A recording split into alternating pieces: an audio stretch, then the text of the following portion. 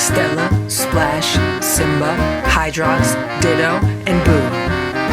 The Lucky Ferals.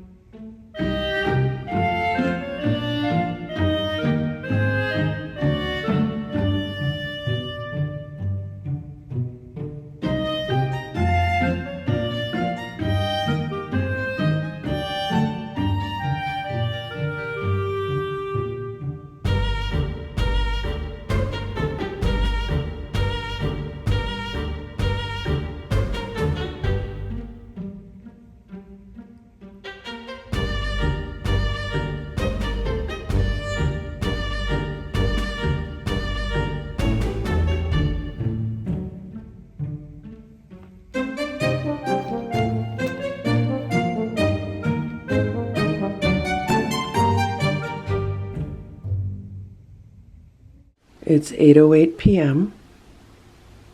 I just opened the back door and saw this.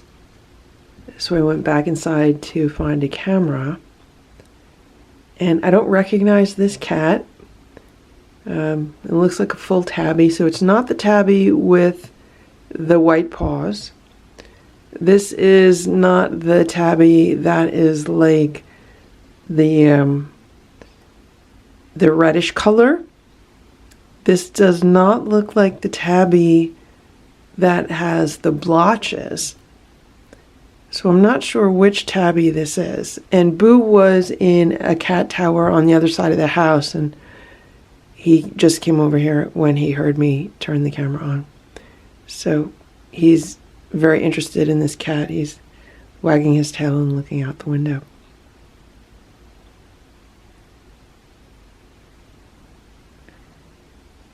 Is this the cat with the blotches? No, this is a different cat.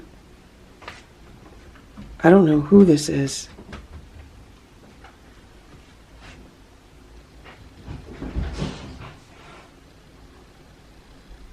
I don't think I've ever seen this cat before. So Boo just ran around the house to the back door, and I think he got into a bit of a scuffle with Splash. It's 7:45 p.m. That was Splash. He was hanging out by the back door here, and he was talking to somebody outside. Like, when Splash hangs out by this back door, I could tell, like, what he's doing. It was like the other night when he was talking to the cat through the door. I walked into the kitchen. I'm like, who was he talking to? I thought he was talking to the cat again. So I couldn't see anything. I looked out the window. I couldn't see anything. So I went into Boo's room to see what I could see. So I looked out the window, and I was expecting to see a cat or a raccoon, maybe even a groundhog. Did not see any of that. But I saw something really weird just sitting on top of this patio chair. And at first I couldn't figure out what it was. Then I looked at it again, and I was like, it's the blue jay. It was the same blue jay that I used to see with the brown tabby cat. Now, I have not seen that brown tabby cat in quite a while, and I have not seen that blue jay either. And I make sure to put bird seed out for the birds several times a day. And I have seen other blue jays, but not that same kind of squatty, fat blue jay that I used to see with the brown tabby. And the blue jay was perched on top of this chair, like right here. And that's who Splash was talking to. And once I realized that, that's when I went and I grabbed this camera, and I thought I'd walk back into the kitchen and film Splash at the door, but the blue jay flew away, and then Splash moved away from the door. But there's something about that blue jay. That blue jay wants to communicate with cats. It's crazy. And here's Boo. How you doing, Boo? So earlier today, I made a fresh batch of homemade raw food for the cat. So Boo's really happy about that. He had some raw food mixed in with some canned food because that's how he likes it. He likes a little bit of canned food mixed in with his raw food. And it was the first time that I used the paper containers to freeze the frozen raw food. So I had purchased, they're kind of like the paper ice cream containers, like one's a pint container and then the other is a half pint container. So I ended up using probably around 12 of the half pint containers and then a few of the pint containers, and it worked out really, really good because I was able to fill them up, put them in the little freezer downstairs, and they only took up like not even 2 shelves, which is great because normally I would have, like 5 trays full of scoops and they would be freezing, and then I would have to bag them and they would take up a lot more room. So the food is much more condensed by freezing it in these paper containers, and hopefully everything will work out okay when I defrost them and then use them for the cats. I think an 8-ounce container will last for 2 meals. So that should work out pretty good. And now that I know that they take up a lot less space, the next time I make homemade raw food for the cats, I could actually make more than I made today. I probably made around 15 pounds of food. And that will usually last the cats about a month if they're eating it like one meal a day, which they have been. They're probably going to start eating it more often again, because I found out that the reason why Simba was vomiting was not so much scarf and barf, which is what I thought it was, but it was actually the food he was eating. So the cats have been eating some primal, raw, frozen cat food, and they've been eating it fine without any problems for a long time now. And it happened within the past 30 days, so I'm thinking maybe something is different about the new bags of raw food that I bought the last time I purchased. So I usually purchase the commercial raw food for the cats about once a month, and I buy enough to last them a month, so I only have to go to that store once a month. And I figured out that Simba started vomiting within the past few weeks, and I was like, okay, well, what's different? And first I thought he was eating too much too fast, so that's when I started feeding him on the licky mats, but then he was still vomiting. And then I said, okay, I'm only going to give him half his breakfast, and then like an hour or two later I'll give him the other half, and he still vomited. So what I realized was he was only vomiting in the morning. He was not vomiting at night after dinner, and he was not vomiting at night after he ate a snack, like after crunchies. So I thought it was at first like, oh, maybe he's too hungry in the morning. But then I thought, well, maybe it's the food, because in the morning, that's when he gets the primal raw. So I switched out the food and I stopped feeding him the primal raw, and he stopped vomiting. So it's definitely related to the food, because when he has the Stella and Chewy's raw, he doesn't vomit. When he has homemade raw, he doesn't vomit. And when he had canned food, he didn't vomit. So I think something's going on with the primal raw. In the past, whenever Simba ate food that had beef in it, he would vomit. So like Nature's Variety Instinct Raw came out with a beef version. I think it was like beef and salmon for cats, or beef and cod. It was beef and cod for cats, I believe. And when the cats tried it, Simba ended up vomiting. So I was like, okay, I can't feed him anything with beef in it, because I noticed that's what he did. And another time he had canned food with beef in it, and then he vomited that up. And years ago, probably like 4 or 5 years ago, when I fed the cats the Nature's Variety Instinct Raw Rabbit formula, Splash vomited that food up. It happened a few times, and that's when I figured, okay, it's definitely food connected, because he never vomited when I stopped giving him the food. And then I looked at the ingredients, and there was pork. There was a lot of pork in the ingredients, and I was like, okay, well, that's not right. So I just stopped buying that for the cats, and there were no more issues. So if your cat is dealing with vomiting issues, definitely think about the food, and stop the food or change the food and see if that helps.